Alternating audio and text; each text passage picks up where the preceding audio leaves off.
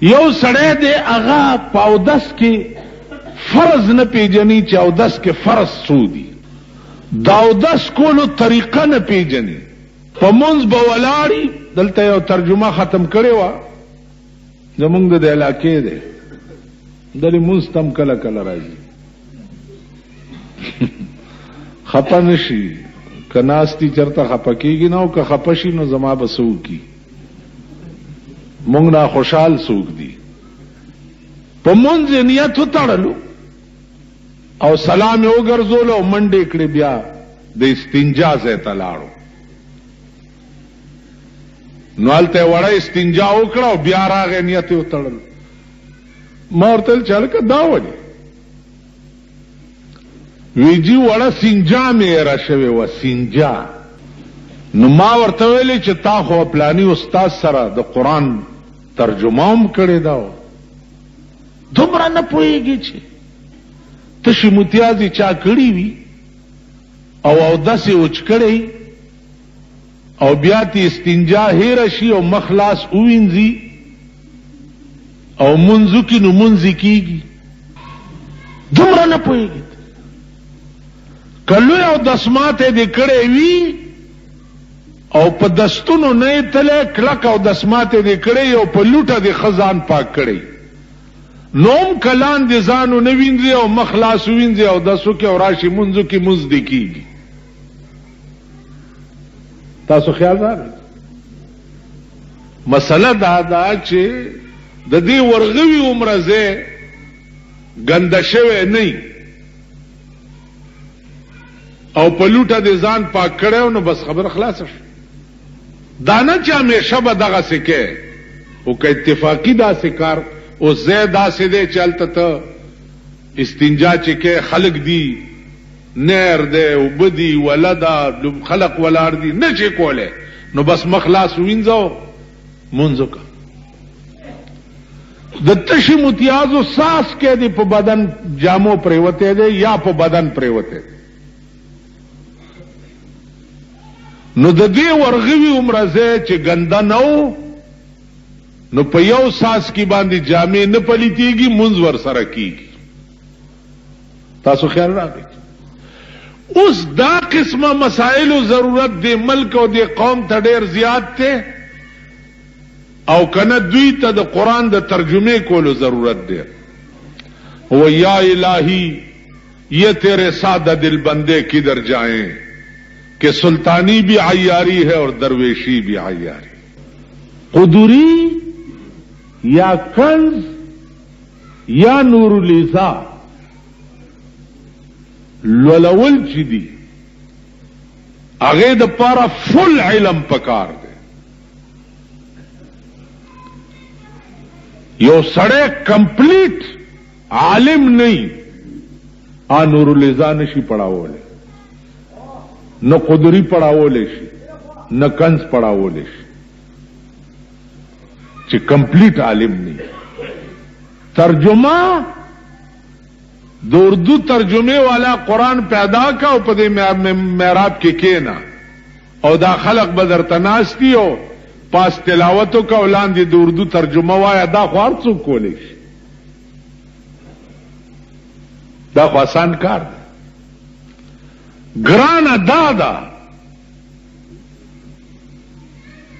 چې الحمد نواله تر ولدوالین پورې دا ټول قرآن چې دی دا اجمالی طور په دې الحمد کې پروت دی، یعنی د الحمد تفسیر دی ټول قرآن، او بیا د ټول قرآن تفسیر دی حدیث، او بیا د تمام حدیث او قرآن تفسیر دی علم فقہ. ما خو درته عرض کو دا ذوقي شی دی. اوس زه تانه په ترجمه کې تپوس کوم چې ټول قرآن اجمالی طور پروت ته په الحمدو کې، نو الحمدللہ رب العالمین د دې آیات تفسیر په مخ کې قرآن کې وخایا، یا ایاک نعبد و ایاک نستعین د دې آیات تفسیر په مخ کې قرآن کې وخایا، اهدنا الصراط المستقیم د دې تفسیر په مخ کې قران کې وخایا، غیر المغضوب علیہم ولا الضالین د دې تفسیر په مخ کې قران کې وخایا، بیا به پته لګي. خیال امراخی نو عرض میں داو چې مونږه هغه شی نه محسوس کوو چې د کوم شي قوم ته ضرورت ده. مونږ خپل ډنګاوي جوړو، نامې کوو، نمود کوو. دام ایمان نه چې د قوم ته به خیر ورسي، دا زمونږ ایمان نه دی. واحد ډله په دې ملک کې بلکې په ټولي دنیا کې دا تبلیغی جماعت والا دي چې د دوی ایمان دا دی چې دا سړی دی یو ښه مسلمان شي. زمونږ نه، د دوی ایمان دا دی، طرز و طریقه دا ده، د وینا آداب داسې دي چې دا سړی جماعت تراشي او دا ښه مسلمان شي. واحد ډله مونږ ټول کو تکمار یو.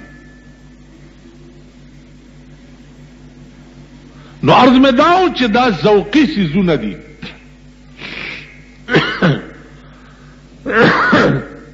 ذوقي شی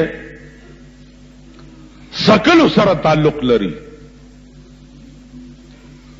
زه ستاسو ټولو ته ما چالکه ګوړه ده، ګوړه یاره نو داسې خوږ شی دی او چې خوله کې واچې ډېره خوږه لګي او چې روټۍ د پاسه وخورې ازمه کېږي او تا په عمر کې هم ګوړه لیدلې نه، په عمر کې.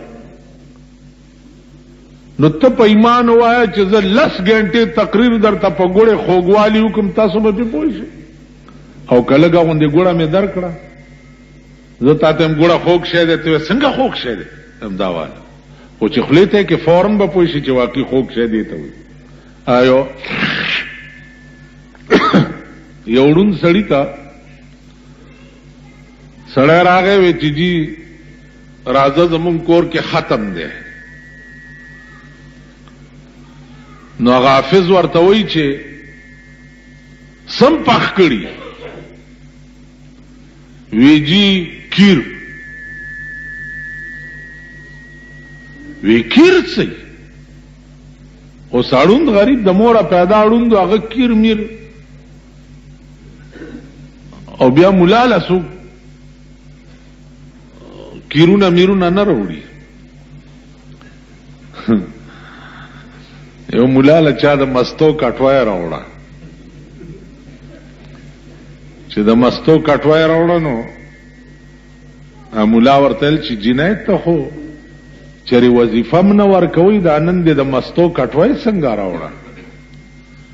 ویل استاذ دا مستو کټوای بیګا پیشو جوټه کړې وه، نو مور مې ویل چې مې تو یوه مولا له یوسه.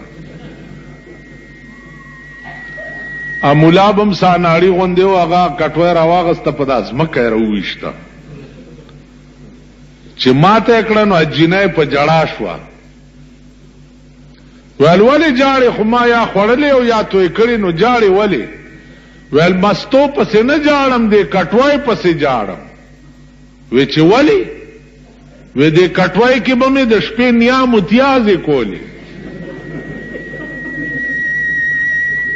اوس به مې نیا وهي چې زما د متیازو کټوای دې ولې ماته کړه. پخوا به دې بوډاګانو ځان سره کوټه کې کټوای ایښې وه، نو چې متیازې به ورغې بار به نه وته، ما کټوای کې به نو مولا له څوک کیر میر. تاسو وایئ مولیان حق نه وایي، مولا به څنګه حق وایي؟ ستا په ملک واحد ملک دی چې د مولا دومره ګنده تربیت په دې ملک کې کیږي چې الله دې امان راکړي.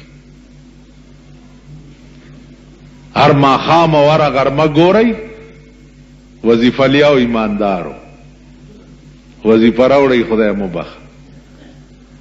یعنی هغه خلق چې ته په جماعت کې خدای ته وکیل کړي او د دې مولا په خوله ته جنت غواړي، هغه مولا ستا په دروازه کې ولاړی، وظیفه راوړي خدای مو بخا، ابل ورځ د دې جماعت دا زمونږ مبارک جماعت چې ده طالب مې راوغختو مال دې خورا شالکه چا صدر کړي کنه چا ټوکرای کې ملاس کو نو دو وظیفه پکې وي او دواړه ما خیال دی چې د درې ورځو سړې وي کا ترکاری وګورئ نو زه تاسو ته څه وایم هغه سړی چې کوم ته خدای ته وکیل کوي او دی ولدوالي نه وای او ته ورپسې آمین وای نو خدای وای دا هغه سړی په خوله مانه جنت غواړي چې کوم سړی لا دې بیگانه سړی ټوکړه په ټوکرای کې اچولې دا ستا د ملک تربیه او بیا تسمار خانی دې څومره ده نخرې دې څومره دي په جماعت کې دې روب څومره ده زه بجلیګر کې ومنو یو راغی وی چې منځ شو او جو شو یا راخونو په دویم ورځ بیا کې نه منځ شوی مازیګر په دریم ورځ چې راغی کنه ول منځ شو او شو الکه ټیم دا خو د ټیم خبره ده جماعت کې ګړای لګېدلې څه د پاره ده په دې ټیم به منځ کیږي ټیک